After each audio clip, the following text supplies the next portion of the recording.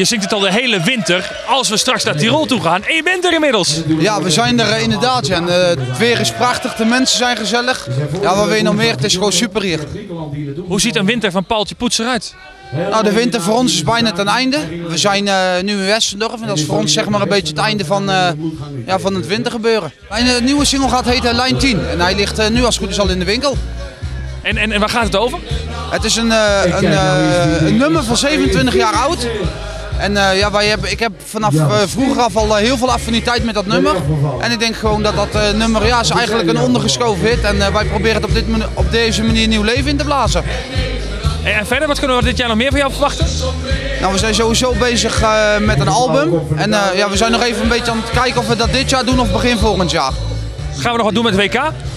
Nou, er waren wel plannen, maar er zijn een paar dingen gewijzigd in ons schema en in de planning. Maar ja, je weet maar nooit. We zitten vol plannen, vol ideeën. En we moeten het nog even afwachten. Er is een nieuw nummer uitgebracht, wat eigenlijk een oud nummer voor jou is, hè, als de trommel roept. Ja, klopt. Albert Verbentem in januari. Ja, in januari, net voor de carnaval, werden wij gebeld dat inderdaad een nummer van mijn hitje uit 2005, dat Albert Verbentem dat opnieuw heeft opgenomen. Ja. Hoe reageerde je toen? Ja, heel verbaasd. Want wij hadden zelf ook nog wat plannen. Ook met name op de WK met dat nummer. Maar ja, het is een vrij land en het mag, hè. Nee, en sowieso, ik heb daar helemaal voor de rest geen moeite mee. Nee, op dat moment is het heel even zuur.